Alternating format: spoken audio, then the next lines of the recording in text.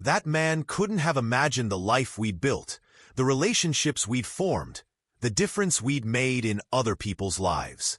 But he'd had one thing that made everything else possible: the ability to hear suffering and respond to it, even when he was suffering himself. The willingness to act with compassion, even when the world had shown him little compassion in return.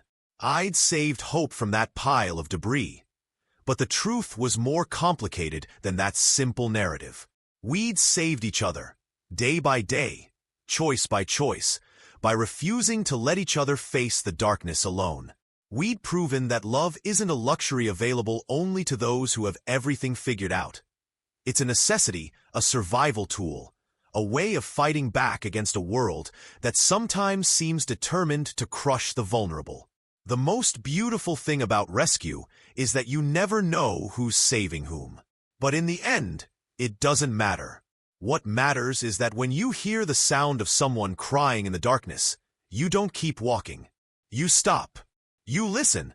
You dig through whatever rubble stands between you and another soul. And you refuse to let them face their fight alone. Because that's how hope survives. Not in grand gestures or perfect circumstances, but in the simple decision to care, to show up, to be present in someone else's moment of need. That's how we save each other. That's how we save ourselves. And that's how a homeless man and a buried puppy became living proof that love really can conquer everything, one small act of kindness at a time. Hope and I had learned that rescue isn't a one-time event. It's a daily choice, a commitment to showing up for each other no matter what storms might come. In the end, we'd both been buried alive by circumstances beyond our control. But we dug each other out, and in doing so, we discovered that the most powerful force in the universe isn't money or status or security. It's the simple decision to love without conditions, to see worth in every living thing, and to never, ever give up on the possibility that tomorrow can be better than today. The first thing I remember is the sound, not the wind howling through the abandoned buildings, not the distant hum of traffic from the highway, but this tiny, desperate whimpering that seemed to come from the earth itself. I was digging through the dumpster behind Murphy's Diner, my hands already numb from the October cold, when I heard it again. A sound so small, so broken, that it made my chest tighten in a way I hadn't felt in years. I stopped moving. My breath formed clouds in the freezing air as I listened, wondering if my mind was playing tricks on me again. But there it was, a cry for help that seemed to be coming from beneath the pile of construction debris someone had dumped near the alley's dead end. I'd love to know, what time is it where you are right now? And which city or state are you watching from? My name is Marcus, and 3 years ago, I lost everything. Not just my job, not just my apartment, but my faith in the world itself. The streets of Detroit had become my home. And trust me when I say that the concrete doesn't care about your dreams or your broken heart. It just takes and takes until you forget what it feels like to give anything back. I'd been living rough for so long that most people looked right through me, like I was part of the scenery. Just another invisible man with dirty clothes and hollow eyes, shuffling through their clean world without making a sound. I'd learned to survive on scraps, to find shelter in doorways, to make friends with the shadows that other people feared. But that morning was different. October 15th. I remember the date because it was the anniversary of the day everything fell apart. 3 years since the factory closed. 3 years since Sarah took the kids and moved to her mother's place in Ohio. 3 years since I'd felt like I mattered to anyone or anything. The whimpering came again, stronger this time, and I felt something stir inside me that I thought had died long ago. Hope, maybe. Or just the stubborn part of my soul that refused to give up completely. I dropped the half-eaten sandwich I'd found and walked toward the sound, my worn sneakers crunching on broken glass and fallen leaves. The debris pile was bigger than I'd first thought. Chunks of concrete, twisted metal, and what looked like the remains of someone's demolished porch. Someone had just dumped it all here like it was nothing. Like this forgotten corner of the world was the perfect place for unwanted things. The crying was definitely coming from underneath it all. I got down on my knees, ignoring the way the cold pavement bit through my threadbare jeans, and started moving pieces of concrete with my bare hands. My fingers were already cracked and bleeding from the harsh weather. But I didn't care. Something was alive under there, something that needed help. And for the first time in 3 years, I had a purpose that went beyond just surviving another day. The first piece of concrete was heavier than it looked, and I had to use both hands to lift it away. Underneath, I could see a small gap in the debris, just big enough for air to get through. The whimpering got louder, more desperate, and I realized I was looking at a makeshift grave that something had managed to survive. My heart was pounding as I worked faster, moving piece after piece of rubble. The cold was making my hands shake, but I couldn't stop. Whatever was down there had been fighting to stay alive, just like I had been, and I'd be damned if I was going to let it give up now. When I moved the next chunk of concrete, I saw it. A tiny paw, muddy and scratched, reaching up through the gap like it was trying to grab onto life itself. The paw was attached to what looked like a German Shepherd puppy, maybe 8 weeks old, covered in dirt and shivering so hard I could see its little body trembling from 3 feet away. The puppy's eyes found mine, and I swear to you, I've never seen anything so full of hope and terror at the same time. Those dark, intelligent eyes seemed to be saying, "Please, please don't leave me here. Please don't let me die alone in the dark." I'd seen a lot of suffering on the streets. I'd watched good people break under the weight of circumstances they couldn't control. I'd held dying men in my arms and listened to their last words. But looking into that puppy's eyes broke something inside me that I didn't even know was still intact. The little guy was trapped under a wooden beam that had fallen across his back legs. He wasn't hurt badly, as far as I could tell, but he was stuck, and he'd been there for who knows how long. His water bowl, an old coffee can that someone had left for him, was bone dry, and there were scratch marks in the dirt where he'd been trying to dig his way out. Someone had buried this puppy alive. Maybe not on purpose. Maybe they'd just dumped the debris without knowing he was there. But the result was the same. This innocent creature had been fighting for his life while the world went on around him, oblivious to his suffering. I worked for what felt like hours, carefully moving each piece of debris so I wouldn't hurt him. My hands were bleeding now, leaving red marks on the concrete. But I didn't feel the pain. All I could focus on was those eyes, watching me, trusting me, believing that I was going to save him even though every human he'd ever known had apparently let him down.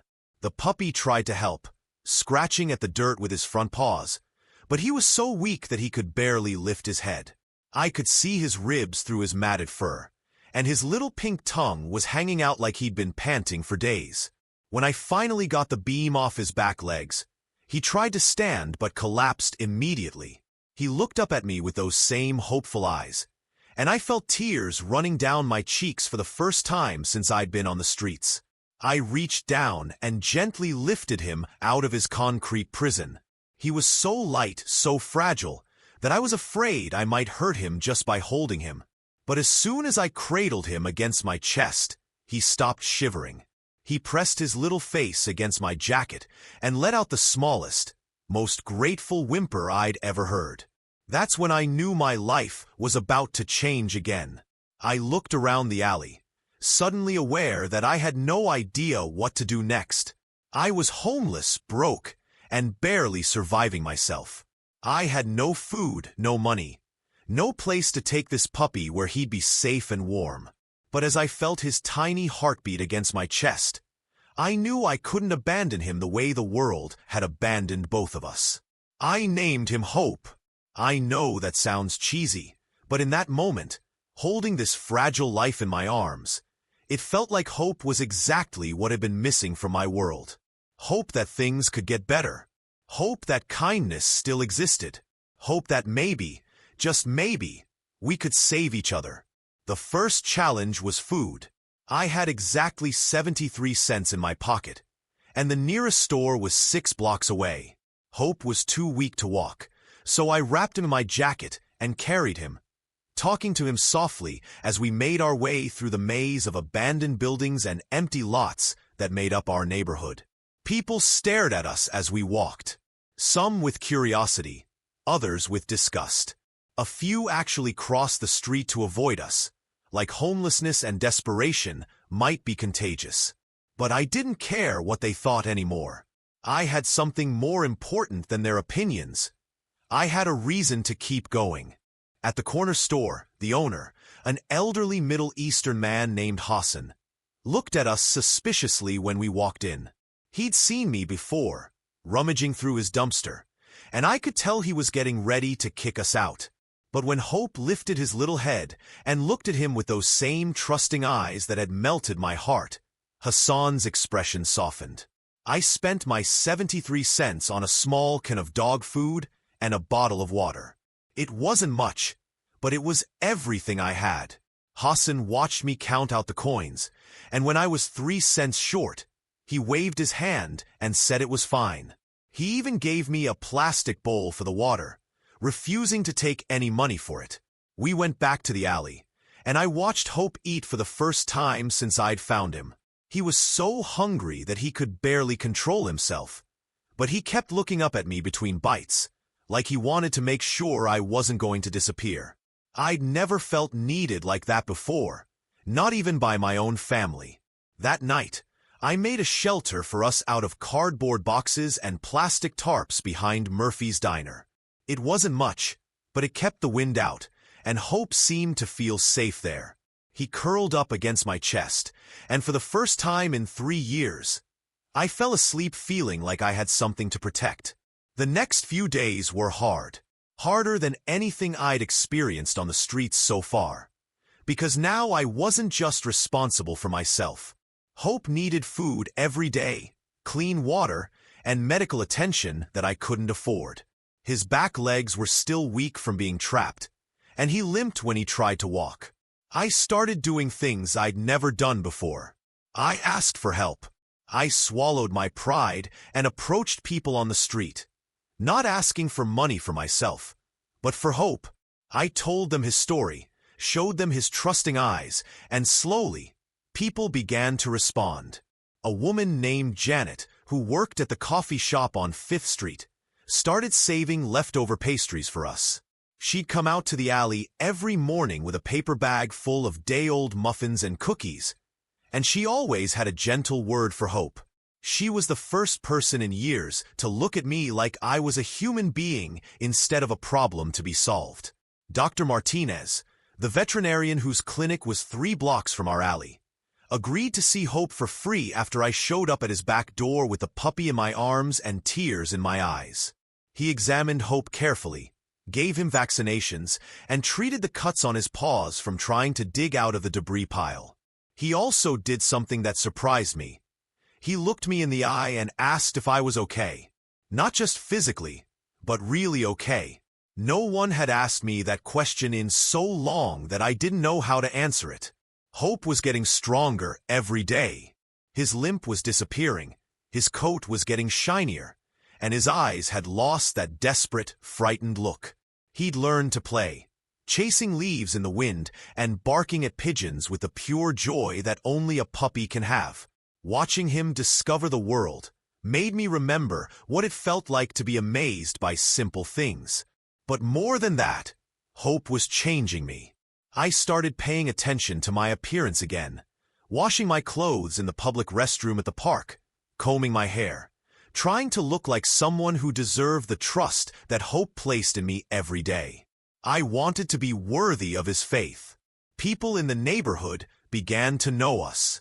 We'd walk the same route every morning, past the coffee shop where Janet would wave from the window, through the park where Hope would chase squirrels, down to the river where we'd sit and watch the sunrise together. I'd tell him about my dreams, about the life I used to have, about the mistakes I'd made and the people I'd lost.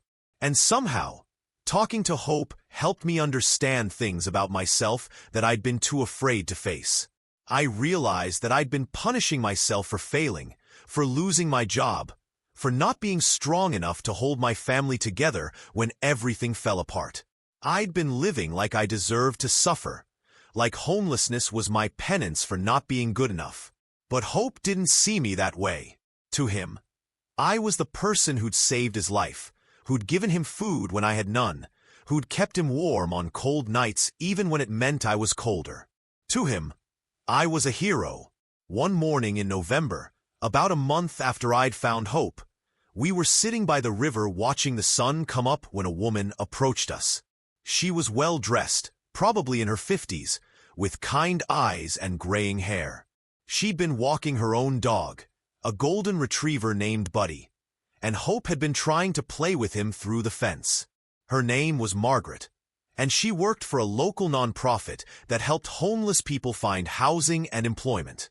She'd been watching us for several days, she said, impressed by the obvious bond between Hope and me. She wanted to know if I'd be interested in getting help finding a place to live. I was suspicious at first. I'd been disappointed by social services before, sent from office to office, given forms to fill out and promises that never materialized. But Margaret was different. She sat down on the park bench beside me, let Hope climb into her lap, and talked to me like I was her equal. She told me about a program that provided transitional housing for homeless individuals who were working towards self-sufficiency. The apartments were small, but they allowed pets, and they came with job placement services and counseling support. The waiting list was long, she said, but she thought Hope and I might be good candidates. I wanted to say yes immediately, but I was scared. I'd been living on the streets for so long that the idea of having walls around me again felt overwhelming. What if I couldn't handle it? What if I messed up again and lost everything, including Hope? Margaret seemed to understand my hesitation. She gave me her card and told me to think about it. But she also said something that stuck with me. She said that Hope had already proven I was capable of taking care of someone else. And maybe it was time to start taking care of myself too. That night, as Hope slept curled up against my side in our cardboard shelter, I thought about what Margaret had said. I looked at this beautiful, healthy, happy puppy who'd been buried alive just a month ago, and I realized that if he could survive what had happened to him, if he could learn to trust again, then maybe I could too. The next morning, I called Margaret. The application process took weeks. There were interviews, background checks, and meetings with social workers who wanted to understand my situation. Through it all, Hope was my constant companion, sitting quietly in waiting rooms, charming everyone he met with his gentle nature and intelligent eyes. Dr. Martinez wrote a letter of recommendation for us, describing Hope's recovery and our obvious bond. Hassan from the corner store did the same, talking about how he'd watched me care for Hope even when I had nothing for myself.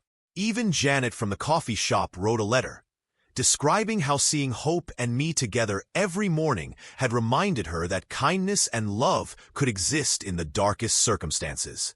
In December, just before Christmas, Margaret called with good news.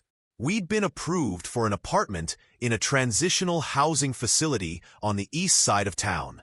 It was a studio apartment, barely 400 square feet, but it had a kitchen, a bathroom, and most importantly, it allowed pets.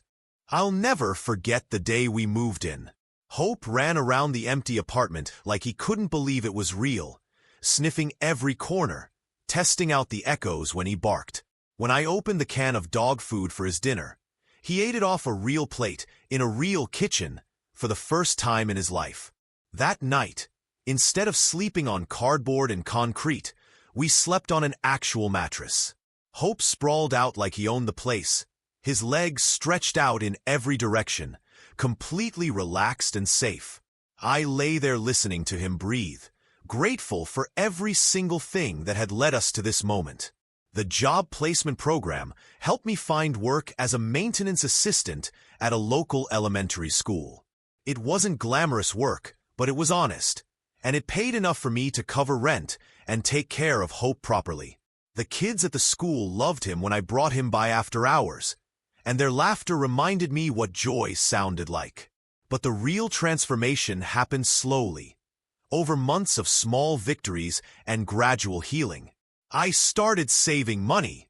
I bought Hope a Real bed toys, a collar with his name engraved on it.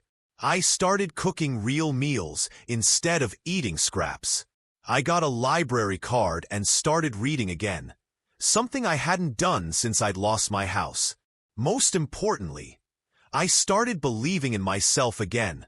Every morning when I woke up and saw Hope's trusting face, I remembered that I was capable of keeping promises, of taking care of someone who depended on me, of being the person someone else needed me to be.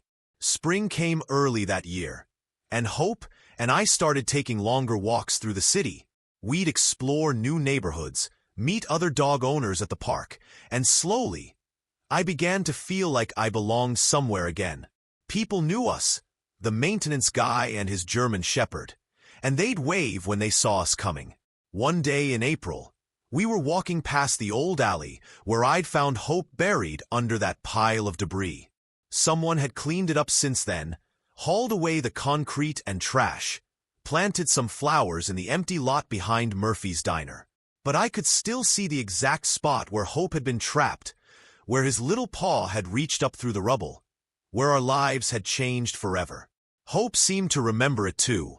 He sniffed around the area, his tail wagging, and then he looked up at me with those same intelligent eyes, but now they were full of confidence instead of fear.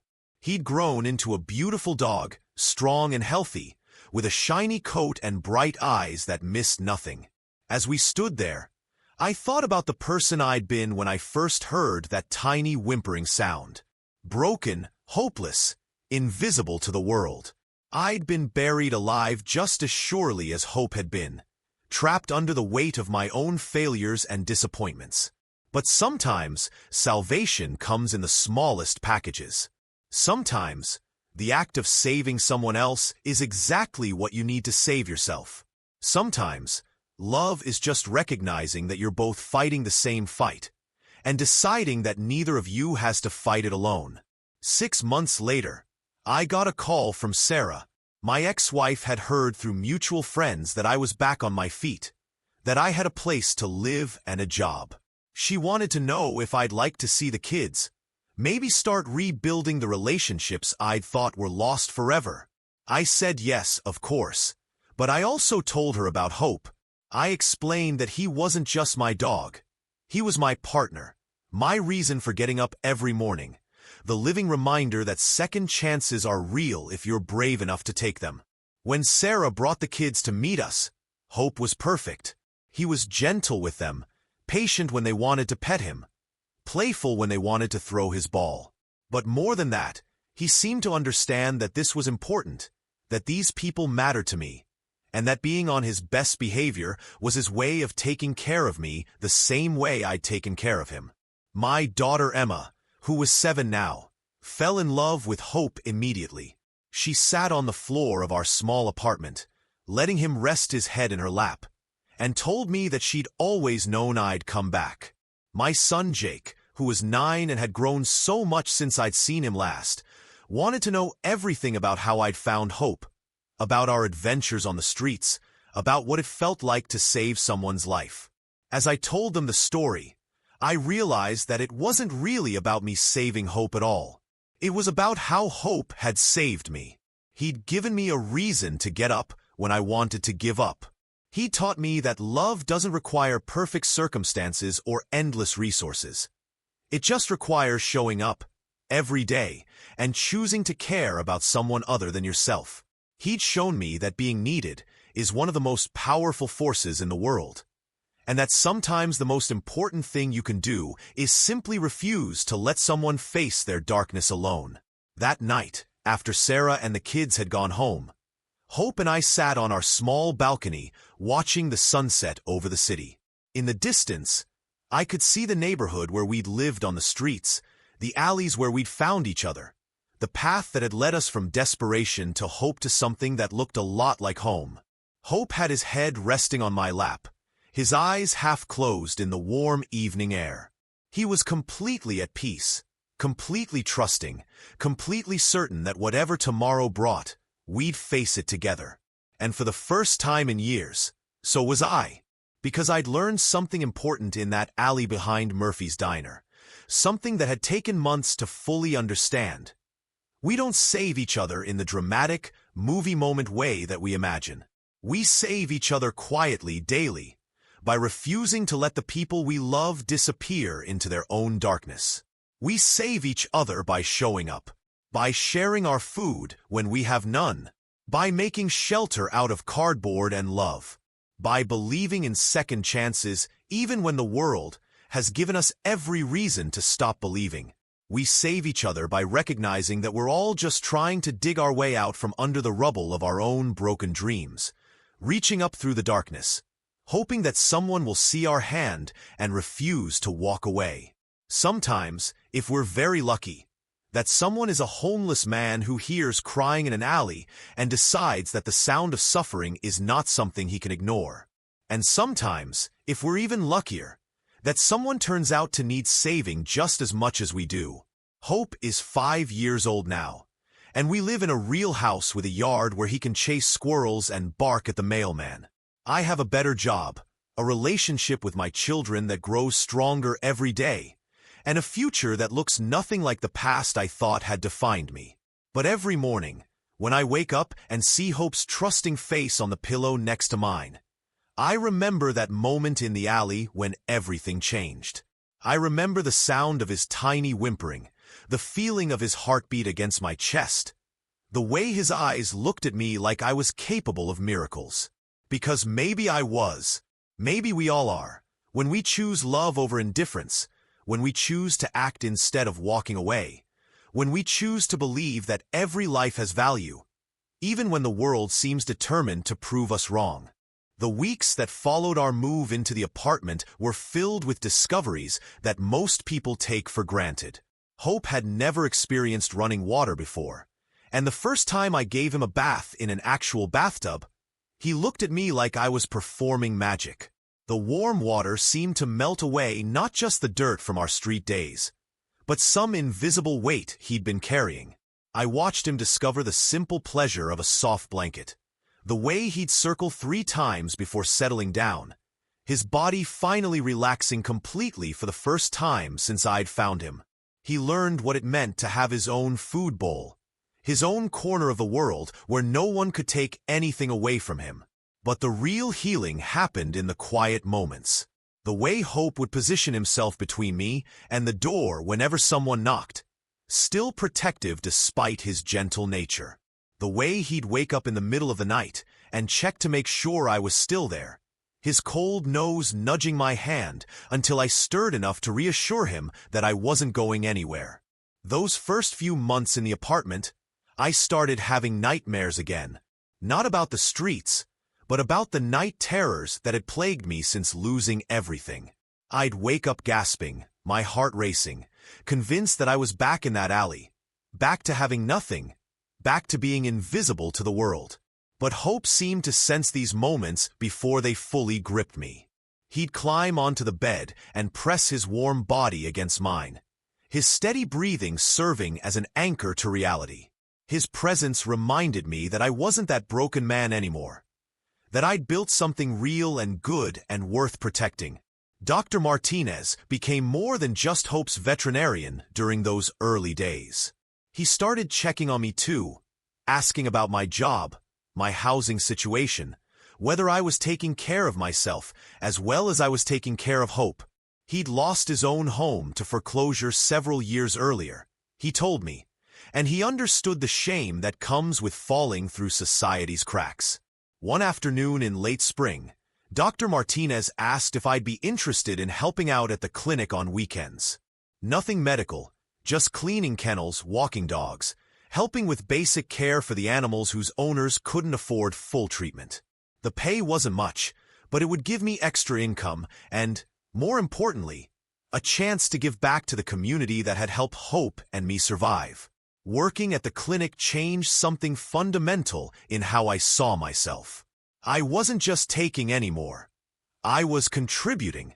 The other volunteers, mostly retired folks and college students, welcomed me without question. They saw my dedication to the animals, the way Hope and I worked as a team, and they treated me like I belonged there. Mrs. Chun, a retired teacher who volunteered every Saturday, started bringing lunch for all of us. She'd pack extra portions and insist that Hope and I take them home, saying her garden was producing more vegetables than she could possibly eat. These small acts of inclusion, of being seen as worthy of care and friendship, rebuilt something in me that I thought was permanently damaged. The children at the elementary school where I worked maintenance began to recognize me too. At first, they'd been shy around me, maybe sensing the rough edges that came from years on the streets. But when I started bringing Hope to work occasionally, staying late to clean classrooms when the building was empty, everything changed. Hope had a natural gentleness with children that amazed everyone who saw it. He'd sit perfectly still while they petted him, his tail wagging slowly, his eyes soft and patient. When little Maria Rodriguez, a first grader who barely spoke English, fell and scraped her knee on the playground, Hope somehow sensed her distress from inside the building and started whining until I brought him outside. He walked right up to Maria and sat down beside her, resting his head on her lap while she cried. He stayed there until her tears stopped, and from that day forward, she'd wave at us every morning when we passed her classroom. Her teacher, Mrs. Patterson, started inviting Hope and me to special events, reading time, even the school's therapy dog program meetings. The principal, Mr. Thompson, was initially hesitant about having Hope on school grounds. But when he saw the positive effect Hope had on the children, especially the ones who were struggling with anxiety or behavioral issues, he started asking if we could visit more often. Hope became an unofficial therapy dog, providing comfort to kids who needed it most. There was Tommy Williams, a third grader whose parents were going through a messy divorce. He'd act out in class, get into fights, refuse to do his homework. But when Hope was around, Tommy transformed into a different child. He'd read to Hope, tell him about his day, share his lunch with him. Tommy's grades improved, his behavior stabilized, and his teachers started asking what miracle had occurred. Hope and I began visiting nursing homes on Sunday afternoons. The elderly residents lit up when we walked into their common rooms, and Hope seemed to understand exactly what each person needed. He'd sit quietly with Mrs. Ferguson, who had dementia and rarely spoke anymore, but who would smile and stroke his fur for hours. He'd play gentle games with Mr. Valdez, who was recovering from a stroke and needed motivation for his physical therapy. These visits reminded me that loneliness doesn't discriminate. Whether you're homeless on the streets or forgotten in a care facility, the basic human need for connection, for feeling seen and valued, remains the same. Hope bridged those gaps effortlessly, offering unconditional love to everyone he met. My relationship with my children continued to evolve slowly, carefully. Sarah started allowing weekend visits, then overnight stays. Emma and Jake would spend hours with Hope, teaching him tricks, taking him to the park, including him in their games like he was their long-lost brother. Jake, who'd always been the more reserved of my children, opened up to me through Hope. He'd ask detailed questions about our time on the streets, not from morbid curiosity, but from a genuine desire to understand what we'd been through. He wanted to know how Hope had survived being buried, how I'd found the strength to keep going, how we'd learned to take care of each other. These conversations were painful sometimes, forcing me to relive the darkest period of my life. But they were also healing, because Jake's questions helped me see that period differently.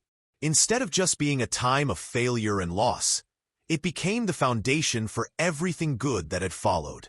It was the time when I'd learned what really mattered, when I'd discovered that my capacity for love hadn't died along with my old life.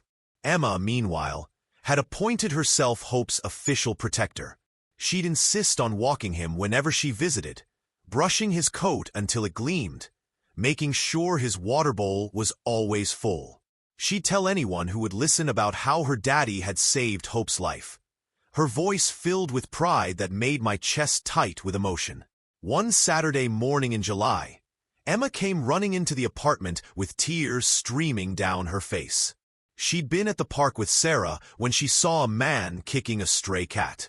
The man had yelled at Emma when she tried to intervene, telling her to mind her own business. She was devastated, confused about why someone would hurt an animal that couldn't defend itself. I held her while she cried, Hope pressing against both of us, sensing her distress.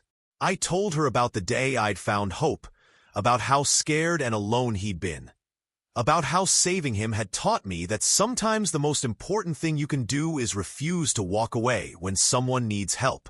Emma listened intently, her tears gradually stopping. Then she asked if we could go back to the park to look for the cat. We spent the rest of the day searching, Hope leading the way with his nose to the ground. We found the cat hiding under a bridge, injured but alive. Dr. Martinez treated her for free, and Emma insisted on naming her Lucky. Sarah allowed Emma to keep Lucky at their house, and the cat became a living reminder of the lesson Hope had taught our family. That kindness matters, that every life has value, that sometimes the most courageous thing you can do is care about someone who seems forgotten by the rest of the world. As autumn approached, marking a full year since I'd found Hope, I realized that our story had rippled outward in ways I never could have imagined. The nursing home started a regular pet therapy program, with Hope and me as founding volunteers. The elementary school implemented a new anti-bullying curriculum centered around empathy and kindness, using Hope's story as a teaching tool. Mrs. Chun from the clinic started a small non-profit organization called Second Chances, providing temporary housing and veterinary care for pets whose owners were experiencing homelessness. She'd been inspired, she said, by watching Hope and me support each other through our recovery, and she wanted to ensure that other people wouldn't have to choose between getting help and keeping their beloved animals. Dr. Martinez expanded his free clinic hours, recruiting other veterinarians to donate their time to animals whose owners couldn't afford care.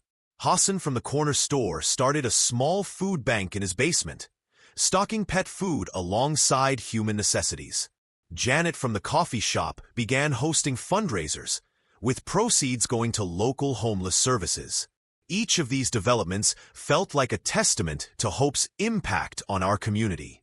A single puppy, buried alive and forgotten, had become the catalyst for a network of compassion that was making life better for countless other creatures, both human and animal.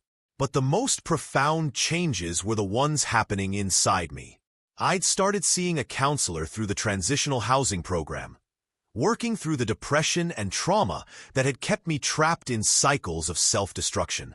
It was hard work, forcing me to confront the shame and anger I'd carried for so long. Hope attended every session with me, lying quietly at my feet while I talked through the pain of losing my job, my marriage, my sense of self-worth. He seemed to understand that these conversations were important, that healing required speaking truths that had been buried as deeply as he'd been buried under that pile of debris. My counselor, Dr. Rebecca Santos, helped me understand that my homelessness hadn't been a moral failing or a sign of weakness. It had been the result of systemic problems, economic circumstances beyond my control, and a society that often criminalizes poverty instead of addressing its root causes. But more importantly, she helped me see that my recovery hadn't happened in spite of my time on the streets, but because of what I'd learned there. I'd discovered reserves of strength I didn't know I possessed. I'd learned to survive on almost nothing, to find beauty in the smallest gestures of kindness, to recognize the fundamental humanity in everyone I encountered. Most crucially, I'd learned that my worth as a person wasn't determined by my productivity, my income, or my ability to conform to society's expectations. It was determined by my capacity to love, to show up for someone who needed me, to refuse to let suffering go unnoticed or unaddressed. Hope had been both my teacher and my student in this process. I'd taught him to trust again, to believe that not all humans would hurt him, to accept love without constantly looking over his shoulder for the next betrayal. But he taught me that resilience isn't about avoiding pain.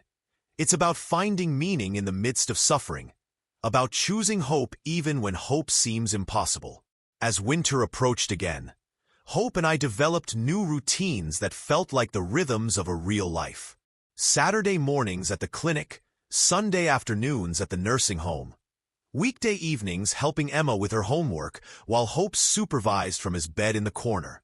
I'd started taking night classes at the community college, working toward a degree in social work, inspired by the people who'd helped us, and driven by a desire to help others navigate the systems that had once seemed impossible to me.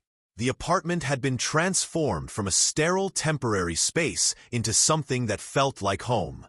Hope's toys were scattered across the living room floor. Photos of our adventures covered the refrigerator. A small herb garden grew on the windowsill, tended by Emma during her visits and maintained by me between her stays. But the most meaningful change was internal. I'd stopped waiting for the other shoe to drop, stopped expecting everything to fall apart again. I'd learned to trust in the stability we'd built, to believe that good things could last, that love could be a foundation strong enough to support whatever challenges might come. One evening in December, almost exactly a year after we'd moved into the apartment, I was sitting on the couch grading papers from my night class when Hope suddenly lifted his head and looked toward the door. A moment later, there was a soft knock. When I opened it, I found Margaret standing in the hallway, holding a small wrapped package and wearing the biggest smile I'd ever seen. She'd been promoted, she told me, to director of the entire transitional housing program. But more importantly, she'd come to tell me that Hope and I had become the program's success story, the example they used to show other clients that recovery was possible, that lives could be rebuilt, that second chances were real. The package contained a photo album she'd compiled, documenting our journey from that first day in the park when she'd approached us, through all the milestones that had followed. Photos of Hope's first vet visit, our apartment application approval, my first day at work, the kids' first visit, Hope's therapy dog certification, my enrollment in college. Looking through those photos, I was struck by the gradual transformation visible in both Hope and me. In the early pictures, we both looked guarded, uncertain, like we were still waiting for someone to tell us we didn't belong. But as the pages turned, our expressions relaxed, our postures opened, our smiles became genuine and unguarded. The final photo in the album was one Margaret had taken just a few weeks earlier, during Hope's certification ceremony as an official therapy dog. Hope was wearing his new vest, sitting proudly beside my chair, both of us surrounded by the community of people who'd become our extended family. The faces in that photo told the real story of our recovery. We hadn't just found housing and employment, we'd found our place in the world. That night, as Hope and I settled into bed in our warm, safe apartment, I thought about the man I'd been a year and a half earlier. Broken, invisible, convinced that his best days were behind him.